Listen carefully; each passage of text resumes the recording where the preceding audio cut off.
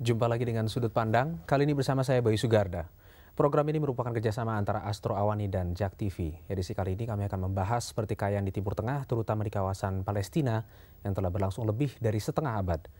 Dan kini situasi di Palestina kian memanas, bukan saja karena pertikaian dengan Israel, tapi juga konflik internal yang melibatkan dua faksi besar di Palestina, Hamas dan Fatah. Hamas merupakan kekuatan politik dan militer yang semakin kuat sejak memenangkan pemilu parlemen setahun lalu. Namun kemenangan Hamas tidak diakui Barat karena Israel, Amerika Serikat, dan Uni Eropa menganggap Hamas adalah kelompok teroris. Selain itu, semakin kuatnya Hamas memicu ketegangan dengan kelompok Fatah yang selama ini mendominasi jalannya pemerintahan di Palestina. Bentrokan senjata kerap pecah dan turut menewaskan warga sipil. Puncaknya pemecatan Perdana Menteri Ismail Haniyah oleh Presiden Abbas awal bulan ini. Tak sampai di situ, otoritas Palestina terpecah dua karena Haniyah dan kelompok berkeras untuk tetap menjalankan pemerintahan sendiri. Bagaimana nasib perjuangan Palestina menuju negara merdeka, terutama bagaimana nasib rakyatnya yang kerap menjadi korban konflik? Bersama saya sudah hadir Duta Besar Palestina untuk Indonesia, Faris Nafe Merdawi. Assalamualaikum, Mr. Ambassador. Thank you for being here. Now, the ongoing conflict in the Palestine. The majority of the Indonesian people, because they are Muslims, felt a deep sympathy and a deep connection to their Muslim brothers in Palestine. Now, before we start with our discussion, let me show you a video that we have of how they feel about what's been happening in the Palestine.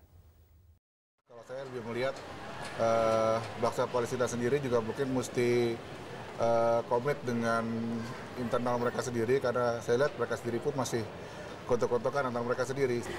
Iya, yang pasti kita ikut prihatin aja dan amat sangat deh. Hamas dan Fatah harusnya bersatu lah agar mereka bisa mencapai kemerdekaan yang diinginkan. Yes, as you can see, a lot of people in Indonesia are rooting for the Palestinian people.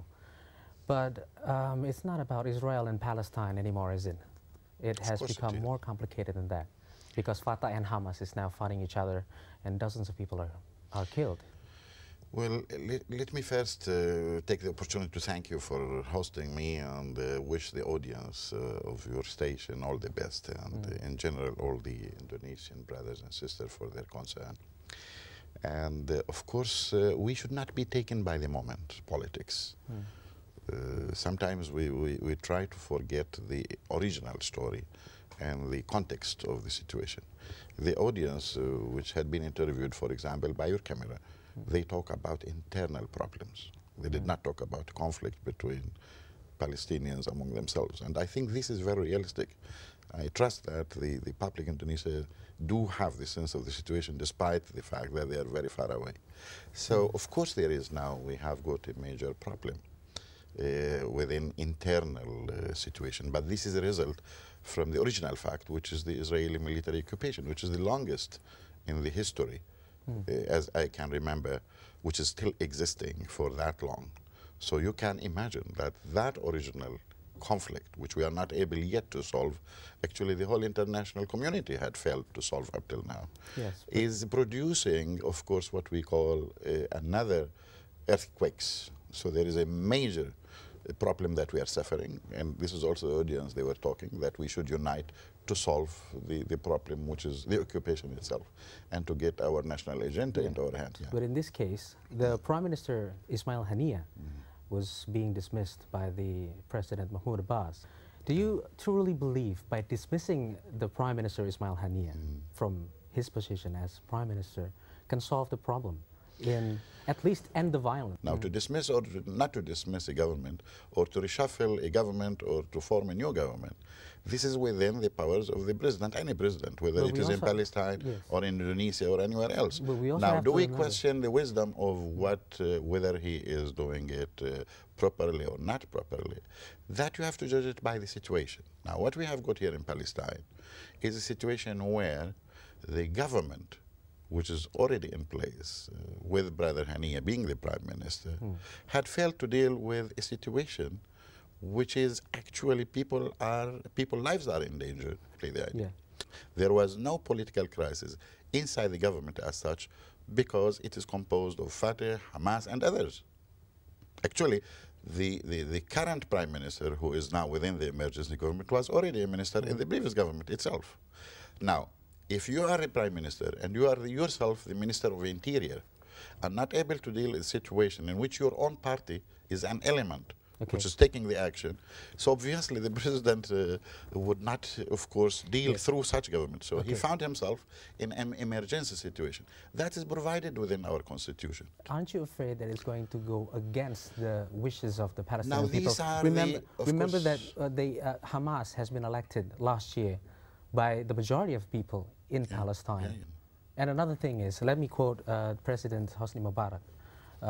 He said that what happened in Gaza, the attack of Gaza, is actually a coup against legitimacy. And you said the same thing in the media.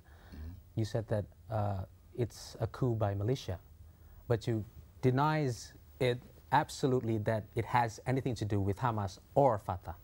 So what exactly is going on in Palestine? What happened actually is that a regular group of militants who are not the regular army had taken position of all government installation. Whether this group belongs to Hamas or to Fatah or anybody, this is not the issue. The issue, parties can quarrel among themselves, but to attack a government institution by a regular army, by irregular militias, individuals whom they are not identified, this is a coup d'etat. This is exactly what happened within, and too much killings happened and damage to the properties of civilians. Do you think that the president should watch this and celebrate it, or what?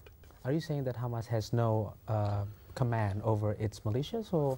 It's more complicated than that, and I think the Indonesian brothers are entitled to know what happened, to understand what happened, and to know it for real, because it's so easy to choose between colors, black and white. Sometimes the picture is not that strict black and white. There is, of course, a crisis. There are political differences. In all history of Palestine, we used to solve those problems through dialogue, because politics is politics. But somebody to tend to force his opinion and impose it by force, this is something which is new. So until now, you have no idea which militia? No, of course it is known. I mean, Hamas had declared it. Hamas did not hide this. They said, yes, we had done it. And we had decided to do it because we have our own reason. Of course, they gave certain reasons, which they are not satisfactory. These are all political objections that they have got. But to justify that they tend to use force to impose their opinion and to bargain later on from a de facto situation. This is the most dangerous situation that we are in right now. The United States declared Hamas as a terrorist. Israel declared Hamas as a terrorist. Now, if Hamas declared that what happened in Gaza, the attack on Gaza, is Hamas who's responsible, do you consider Hamas as a terrorist? My goodness, what America has to do with this? This is pure internal matters. United States had declared Mr. Arafat to be a terrorist. PLO was a terrorist for a long time. We are not inviting America into these internal problems. Of course, there are so many other influences, not only America, which are trying to play to our situation. But what we are doing here is not for the outside. We have to resolve our own problems, no matter what is the United States says or not. All the time they sell rhetoric. Tetaplah bersama Sudut Pandang karena kami masih akan melanjutkan dialog ini usai jeda berikut.